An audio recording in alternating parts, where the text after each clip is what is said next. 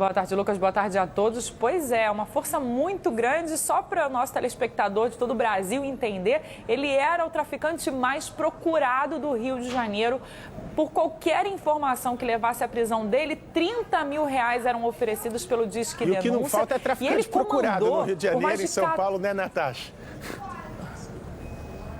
Muito traficante procurado, Lucas, mas o Fernandinho Guarabu, que é esse que aparece agora aí nessas imagens do cartaz do procurado, ele tinha R$30 mil de recompensa na cabeça dele e ninguém conseguia dar informações exatas de onde ele estava. Isso porque, Lucas, ele fica numa região do Rio de Janeiro que só tem uma entrada e saída de carro, que é a Ilha do Governador, na zona norte do Rio de Janeiro, que você só entra por uma ponte, só sai por essa mesma ponte e o resto das saídas são todas pela Baía de Guanabara, que era exatamente como o Fernandinho Guarabu usava para entrar e tirar armas e drogas de dentro das comunidades que ele dominava. Foram 14 anos, Lucas, no comando dessas comunidades, 14 anos sem conseguir ser preso pela polícia, 14 anos em que ele colocava realmente o terror ali naquela região. Quem mora no entorno, né, das comunidades dominadas por Fernandinho Guarabu, dizem que ele domina de tudo. Ele domina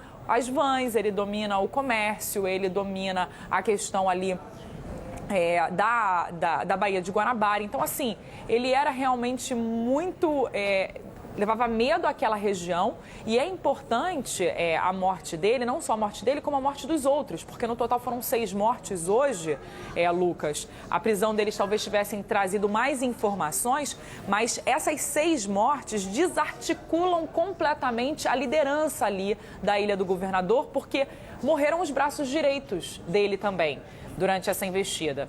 Hoje, só para o nosso telespectador entender, Lucas, o que aconteceu na Ilha do Governador não foi uma operação para prender o Fernandinho Guarabu, foi uma mega operação para garantir a segurança dos agentes que estavam tentando cumprir mais de 20 mandados de busca e apreensão, não era nem de prisão.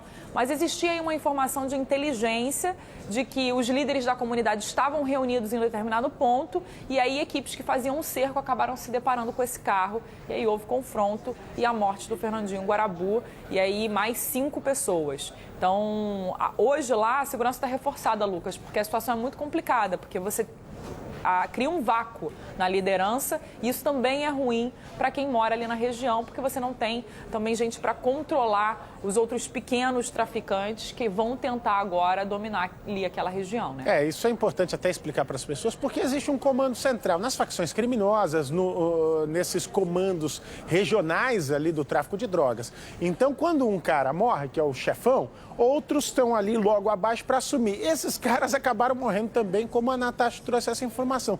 Então, tem os donos das bocas que respondiam para o comando central, que era desse cara aqui, traficante procurado no Rio de Janeiro, era extremamente violento, comandava ali toda uma região e agora esse tráfico de drogas ficou ali solto na região. Tem a reportagem da Yasmin Bachur, a gente já volta a conversar, a Natasha traz informações também sobre o caso da deputada Flor de Lis, que o marido dela foi assassinado, o pastor Anderson, a gente já volta a conversar sobre esse caso. Antes, a reportagem da Yasmin Bachur. Policiais do Batalhão de Choque entraram no complexo do Dendê, na Ilha do Governador, zona norte do Rio, pouco antes das 6 horas da manhã. Com a chegada dos agentes, houve confronto, dando início a uma intensa troca de tiros. Durante um cerco montado na região para que a Corregedoria da PM pudesse cumprir 34 mandados de busca e apreensão, a polícia se deparou com este carro preto, onde estava Fernando Gomes Freitas, o Fernandinho Guarabu, líder do Morro do Dendê. O criminoso era o chefe em liberdade mais antigo à frente de uma comunidade do Rio e estava foragido da justiça há pelo menos 15 anos. Ele foi morto depois de resistir à abordagem e atirar contra os agentes. Então, como o cerco era muito grande, eles tentaram fugir, mas não conseguiram, né? E efetivamente, quando foram dada voz de prisão a eles resistiram e aí foram neutralizados. Contra ele, haviam 14 mandados de prisão em aberto por vários crimes, entre eles um homicídio qualificado. Além de Fernandinho, também foram mortos Gilberto Coelho de Oliveira, apontado como braço direito de Guarabu, o ex-PM Antônio Eugênio Batoré, 2 criminosos identificados apenas como Pio e Logan e outro que ainda não teve o nome divulgado. Segundo a polícia, só foi possível chegar ao local onde os criminosos estavam depois de um trabalho de inteligência. A PM vai intensificar as investigações e as operações para evitar que um novo líder assuma a comunidade. O portal dos procurados chegou a oferecer uma recompensa de R$30 mil por informações que levassem à prisão de Guarabu e R$2 mil para a prisão de Gil. O Batalhão de Ações com Cães, que também participou da operação, apreendeu um fuzil, 4 pistolas, carregadores, granadas, rádios, um caderno de anotações do tráfico e drogas. Os policiais do choque também se posicionaram nos principais acessos no entorno da comunidade para evitar que qualquer ato de vandalismo seja praticado por moradores da região em decorrência da morte do traficante Guarabu. A Polícia Militar tomou todas as providências para que o entorno fosse um local, continuasse sendo um local seguro. Então, o que a população pode esperar da Polícia Militar é que ela exerça a sua missão.